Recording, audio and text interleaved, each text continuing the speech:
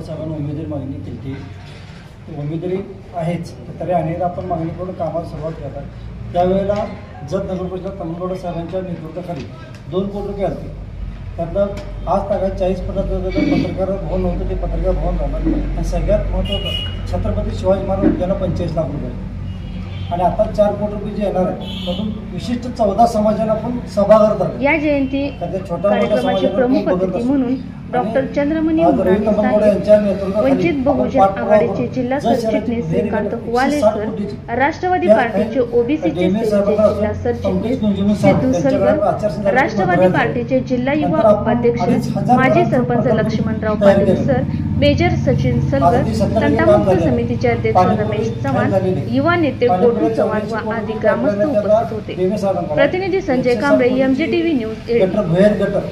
आता 4 कोटी रुपये येणार आहे असे एकूण आपल्याला 170 कोटी रुपये येणार आहे आणि एकूण जत शहराच्या विकासाला जेवढा निधी लागेल तर जर पाणी आलं तर पुढचे 35 वर्ष शहराला पाणी पुरणार म्हणजे काही राहणार नाही आणि विकासाच्या दृष्टिकोनातून रवी तम्मनगौडा साहेबांना उमेदवारी मिळावी त्यासाठी आम्ही पक्षाला मागणी करू। आता उमेदवारी जाहीर झाले जमाच आहे तर त्याने अनेकदा पक्षानं ग्रीन सिग्नल दिला अनेकदा देऊन आम्हाला कामास सुरुवात करणार आहेत। पक्ष उमेदवार तम्मनगौडा साहेबांना आमदार म्हणून निवडून आणण्याची जिम्मेदारी आम्ही सर्व बहुजनातून घेतल्या। भारतीय जनता पार्टी सांगली जिल्हा ओबीसी जिल्हा अध्यक्ष आहे।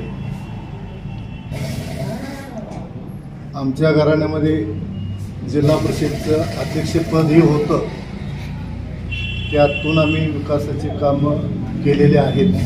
आता विधानसभेचे विधानसभा प्रमुख तम्मनगौडा रवी पाटील साहेब हे सुद्धा एक अतिशय चांगले नेतृत्व उदयास आलेले आहे आणि ते तरुणाचे सध्या ताईत म्हणून ओळखले जात आहेत। त्यांची विकासाची गंगा वाहून आणण्याची जबाबदारी वाहून आणणार असं प्रत्येक एक तरुण पिढीला वाटतंय।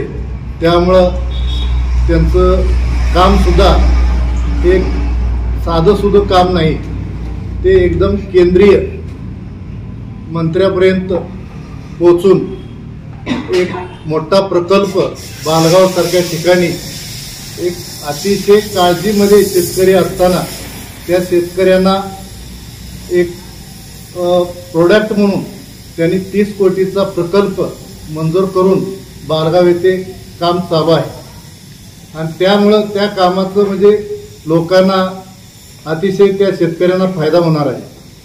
आणि त्याचबरोबर अंकलगी छोट्या गावामध्ये एक जवळजवळ 50 खेडी त्या ठिकाणी त्या पाण्याच्या 30 कोटीचा प्रकल्प त्या ठिकाणी त्यांनी आणलेला आहे आणि त्यातून सुद्धा त्या ठिकाणी लोकांना पाणी अतिशय पाण्यासाठी तडफडत होती। त्याने गेल्या 2004 पासून ते लोक उपोषण अमुक तमुक करत असताना स्वतःचं रक्त बलिदान करून रवी पाटील साहेबांनी त्या ठिकाणच्या लोकांना पाणी दिले।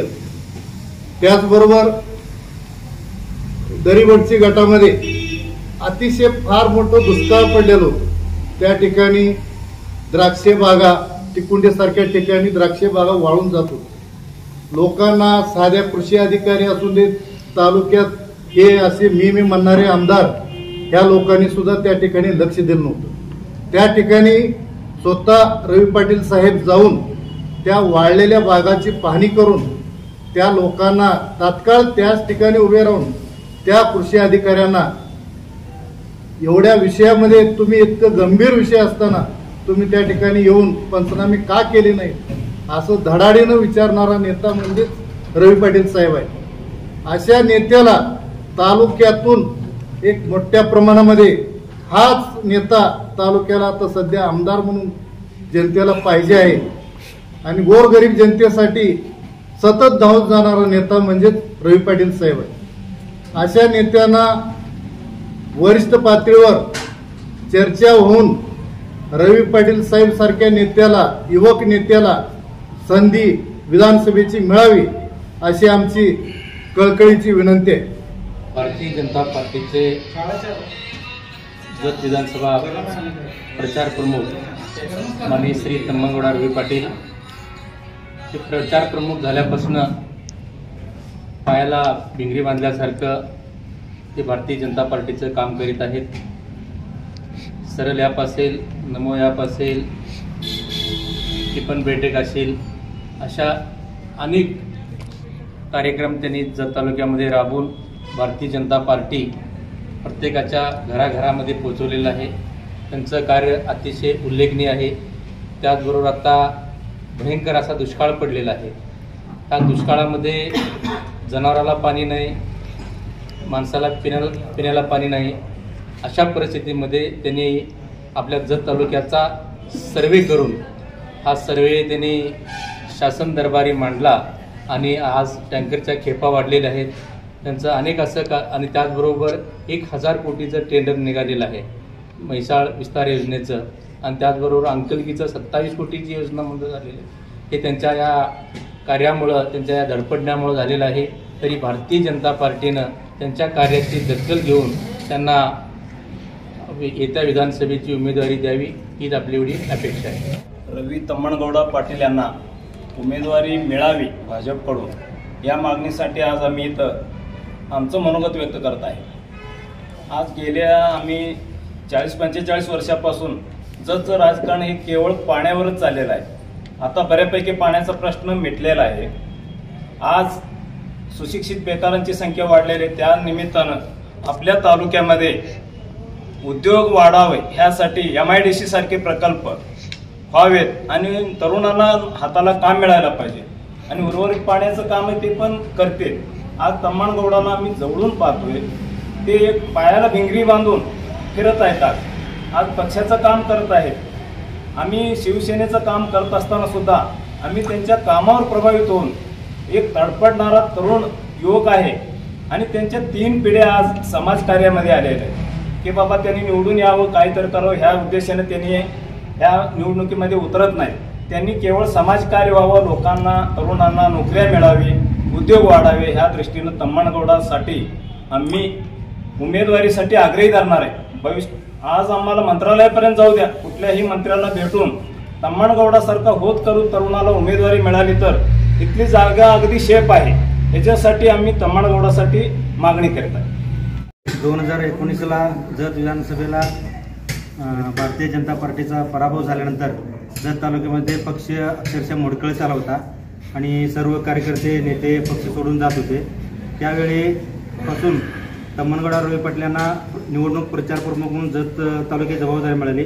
त्यानंतर एका झपाट्यानं त्यांनी काम जोरात चालू केल्यानंतर आजपर्यंत पक्ष 280 बूथवर एकदम तालुक्यात मजबूत पक्ष बनला आहे. तदनंतर देवेंद्र फडणवीस साहेबांनी, बावनकुळे साहेबांनी त्यांना केंद्रीय संचालक पदाचं जबाबदारी सुद्धा त्यांना दिलेलं आहे.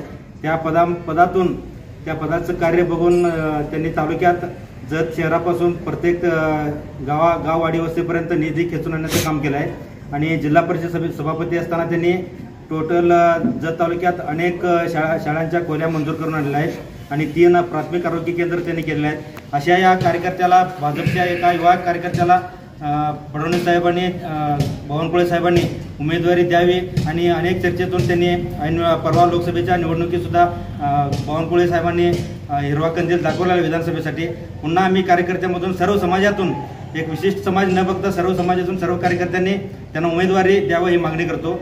आणि सोशल मीडियातून अनेक भाजपमधलेच कार्यकर्ते असू दे किंवा नवीन जे आता नवीन पक्षात आले आहेत त्यांनी अनेक वेळा मलाच उमेदवारी आहे म्हणून काहीतरी अफवा उठवत आहेत. हे भाजपच्या कार्यकर्त्यांनी आणि नवीन जे युवा कार्यकर्ते आहेत त्यांनी कोणी डोक्यात घेऊ नये. उमेदवारी हे भाजपचं जत तालुक्याचं तम्मनगौडा रवी पाटील यांनाच फिक्स आहे आणि सर्वांनी नेटानं काम करावं आणि येत्या 2-3 महिन्यामध्ये कुणाचं काही काम असेल त्यांनी वार रूमपर्यंत, पाटील साहेबांपर्यंत पोचावं, आमच्यापर्यंत पोचावं. कुणाचंही काम असेल तालुक्यात ते काम पूर्णपणे भाजप पक्षाच्या वतीनं करण्यात येईल. आणि जे बाहेरचा जो उमेदवार सोशल मीडियामधून फिक्स झाले आमदारकी म्हणतात तशा बाहेरच्या उमेदवाराला जत तालुका स्वीकारणार नाही. गेल्या 10 वर्षामध्ये 2 आमदार जत तालुक्यांना बाहेरच्या माणसाला उमेदवार आमदार करून 10 वर्षे वनवास भोगलेला आहे जत तालुका. पुन्हा बाहेरचा उमेदवार जत तालुक्यामध्ये चालणार नाही. भाजप पक्षाला आमचं एवढंच विनंती आहे, घरचा उमेदवार सोडून बाहेरच्याला भाजप पक्ष देणारच नाही. तरी सुद्धा कार्यकर्ते म्हणून आम्ही विनंती करतो, तम्मनगौडा रवी पाटील यांनाच उमेदवारी मिळायला पाहिजे. 100% त्यांचा विजय होईल. आहे.